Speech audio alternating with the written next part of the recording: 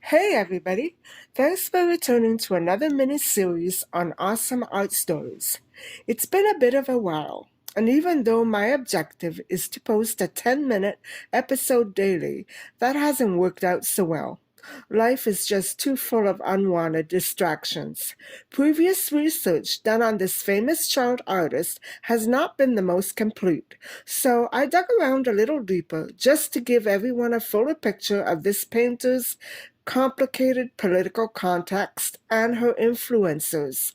Anguissola is truly a captivating as well as motivating artist.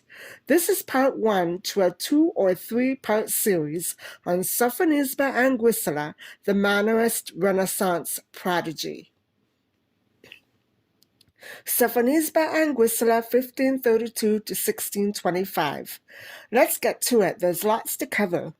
Sofonisba was one of 7 children born into the middle-class Anguissola family in Cremona, Duchy of Milan, Lombardy.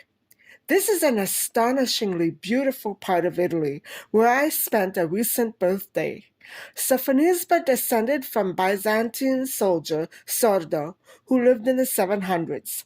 Sofonisba's parents, Bianca Ponzoni and Amilcare Anguissola, wanted the best for Sofonisba and her sisters Elena and Lucia, who were also painters. Calligraphic miniature medal, 1556. Anguissola's astute display of her Apennine landscape in family portraits denotes an artistic heritage. This miniature self-portrait medal marks the Anguissola military status. Legend claims the 8th century warrior Sordo settled the family in Piacenza, Italy. One theory ratifies military ties to the Anguissola and verifies a cohesive view of patronage. Another theory debates such a link and relates the medal's iconography to Sordo's shield. Domesticity and Cremona's landscape are key themes to Anguissola's heritage. The Anguissola Family of Honor. Documented history indicates the Anguissola family as one of varied complex virtues.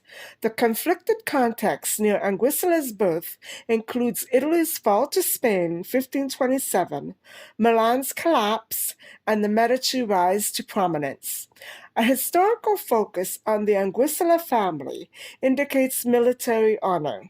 Documentation further exposes 1547's complicated military backdrop.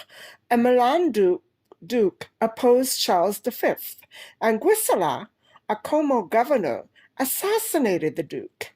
Sofonisba's representation of family as noble clears negativity and parallels her favor at Habsburg court later on. Consequently, the Anguissola sought to repay money owed and fell into debt. Bianca's portrait in yellow indicates Sofonisba's attempt to paint family in an innocent and noble light to quell any negative impacts surrounding this military event. Sofonisba Anguissola, context, 1340 to 1550. Despite the enormous cultural progressions that developed in Italy during the Renaissance, it was still a time of severe social-political oppression for women, especially artists. In the Middle Ages, art cast women into stereotyped roles, most of which included domesticity and agriculture.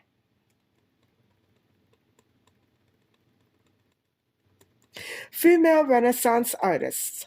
Besides Anguissola, other Italian female Renaissance artists include sculptress Properzia de' Rossi, 1490 to 1530, Plautilla Nelli, High Renaissance Dominican nun painter, 1524 to 1588, Lavinia Fontana, 1552 to 1614, Fede Galizia, religious portraitist and miniaturist, 1578 to 1630, Artemisia Gentileschi, 1593 to 1656, Elisabetta Sirani, 1638-1665. As the artisan industry flourished in multiple independent Italian state centers, rivalry and competition were at the root of this aesthetic society. Serrani herself died at only 27 under a haze of suspicious events. Female Renaissance artists in a culture of misogyny. Early modern artists were paradoxically termed oxymoronic exceptions. This alludes that women are incapable of creativity. Braud and Gerard infer that Anguissola, Serrani, and Gentileschi rigorously challenged this senseless convention via assertive self-image.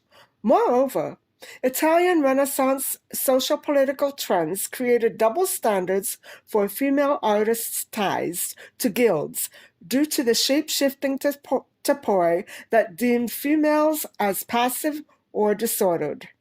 However, if Anguissola's context emits turmoil, her realistic yet idealized style reflects ease, grace, and defines a solid, if not masculine, identity as a painter. A middle-class female artist. Despite her advantages, various challenges gave Anguissola the incentive to resolve intellectual gaps between craftsmen and artisans using skill, as Da Vinci discusses. Anguissola may have appeared noble. Really, she was a middle-class female artist who could not simply rely on social status to overcome obstacles. The Chess Game and Self-Portrait, 1556, clarified Anguissola's reply to controversy via a noble, learned image. Lack of sales experience helped her create a new trend for middle-class females. Notwithstanding such advantages, her family's political stance may have instigated problems more intense than those pertaining to technical production in her tumultuous time. Anguissola's hurdle was thus very distinct from that of other female artists.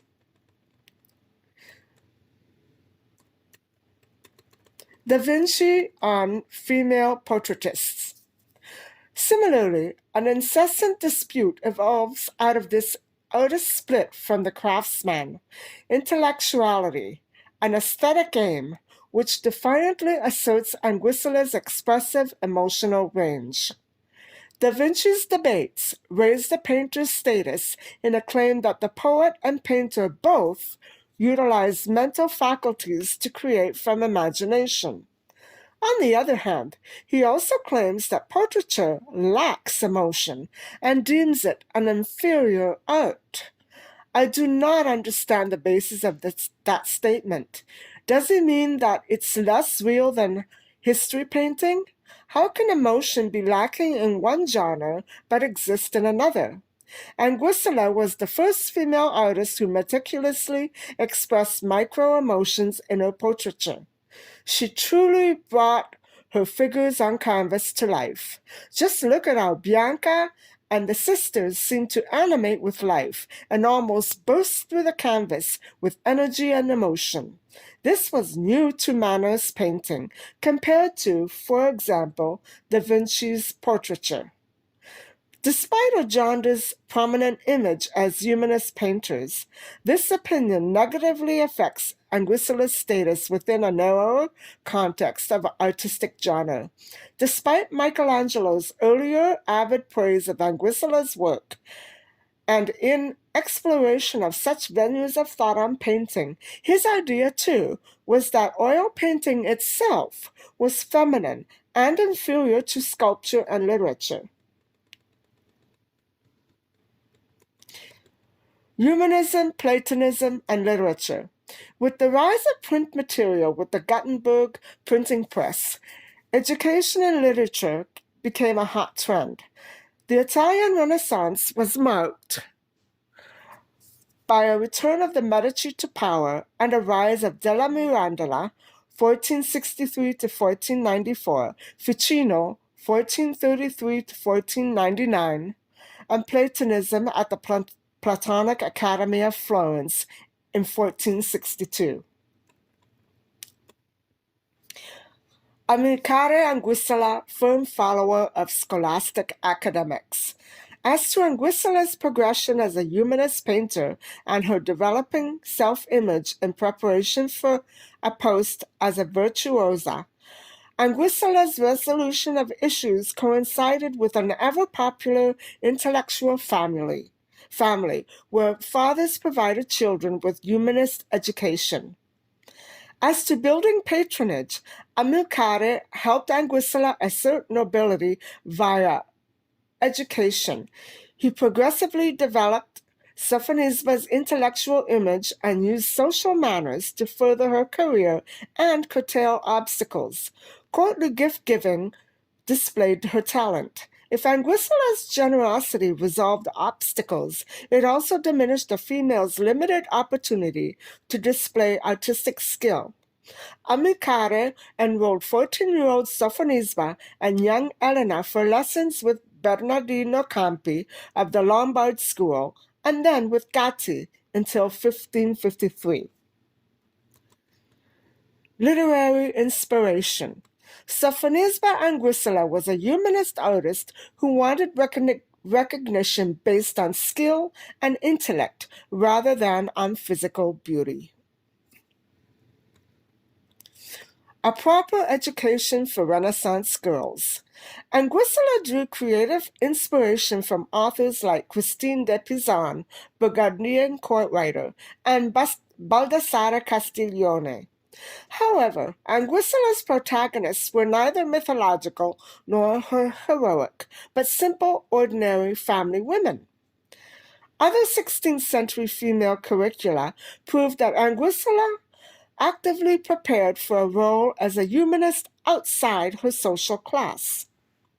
In addition to needlepoint and fashion, the Anguissola studied humanist classical text, science, music, and literature. Anguissola's technical training involved Lomazzo's color theory, disegno, and Clovio's calligraphy, which developed her image as a humanist.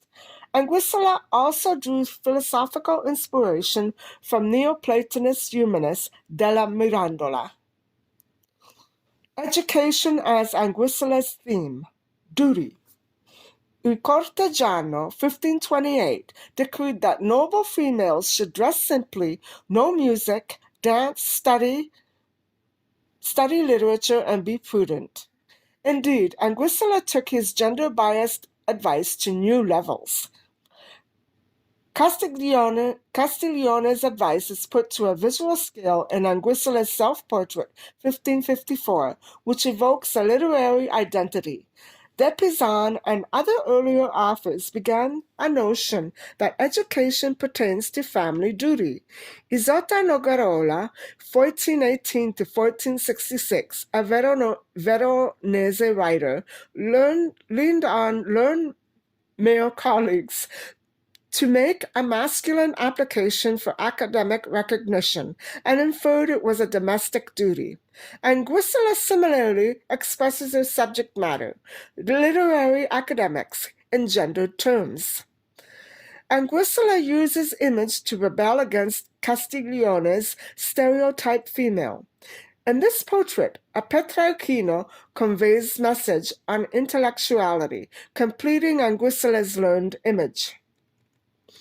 Anguissola's simple, dark garb and passive expression denote gravity, composure.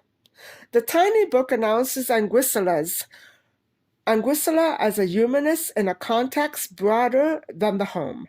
It figuratively stresses masculinity, boldness as an artist. Such masculinity was key to the success and survival of a Renaissance female artist. Like several early modern female authors, Anguissola thus strays from Castiglione's formula. Sofonisba Anguissola, teachers. After tutorage under Gatti and Campi, Anguissola studied miniature painting under Giulio Clovio. It was by that time apparent that Anguissola was preparing for a post at the Spanish royal court of Habsburg for Philip II. When Anguissola was 22, Amilcare sent her to Rome. There, Anguissola met and received further instruction from Michelangelo Buonarroti, who instantly recognized the young lady's talent and skill with her exercise, The Child Bitten by a Crayfish, 1555. Anguissola leaves Cremona to fulfill a royal post in Madrid.